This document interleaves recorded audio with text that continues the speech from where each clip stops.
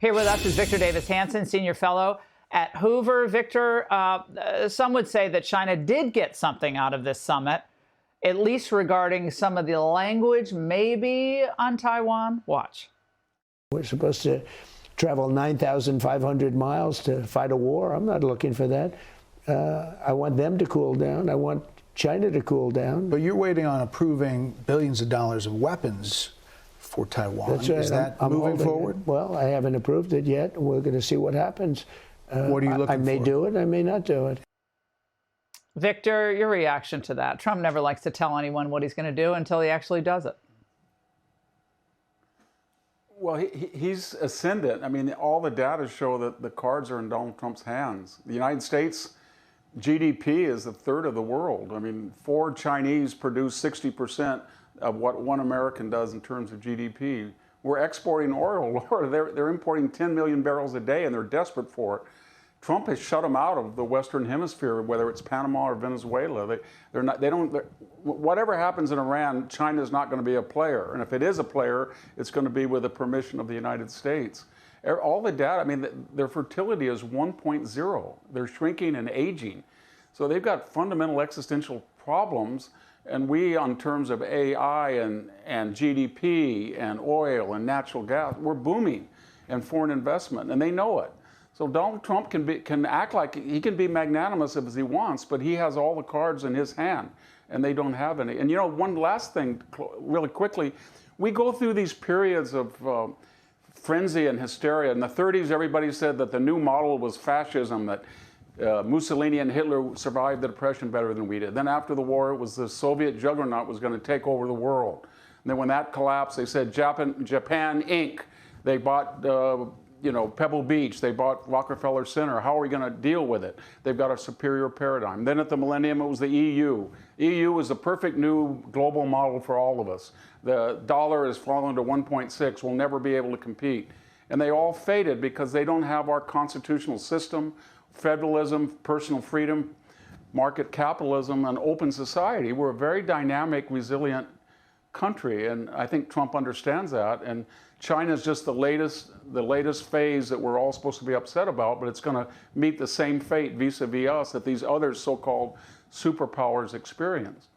I think Trump is looking around and he thinks, look, I don't want to give away our leverage. I'm never going to give away our leverage for nothing. And I don't want to have to bribe other countries to, quote, help us with either Iran or with China. Because once you say China's, the enemy of all enemies, then all of a sudden you're going to get all these South American countries saying, oh, if you want us to help block China out, you got to give us this. Trump says, no, we don't have to give you anything because we're growing our economy. Don't you think that's part of what's going on here with his refusal to, come in hot against Xi and the whole system there? Absolutely. He could say tomorrow, Laura, that let's just have parity. As many students of ours that are in China, you can have that many in the U.S., and that would crush them. He could say the same thing about farmland. We won't buy yours. You don't. He can do all of these things because he has the upper hand, and they know it. And so I don't know what the problem is we don't need their help on Iran. It would be nice to have it, but Iran's not a military problem. It's a political problem. And it's just how much risk Donald Trump wants to take before the midterms on the price of gas to eliminate entirely the threat or to retard it for a decade. And that's basically the question that he's wrestling with. But China, if they could help, they're not reliable. They didn't do anything on fentanyl. They promised years ago they would stop it, and they never did. They're not to be trusted. They can't be trusted. They're not taught. We want to get along with them, and we don't want to offend them gratuitously, but I think Trump's got the right idea. I don't want to do a quid pro quo when they need stuff and we don't. And that's what I think his position He was. Actually, Victor, there's some great interviews. Hannity did an interview with the president, and Bret Baier did an interview tonight. And it was fascinating because he tipped his hand on that strategy. Watch. The president of China agrees with you on that. And he agrees with me on that.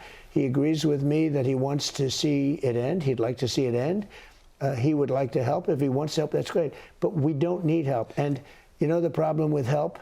When somebody helps you, they always want something on the other side. That's the way help works.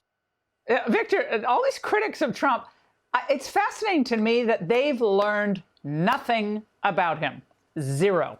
Over 10 years, he's dominated global politics, and they still don't understand what's going on here.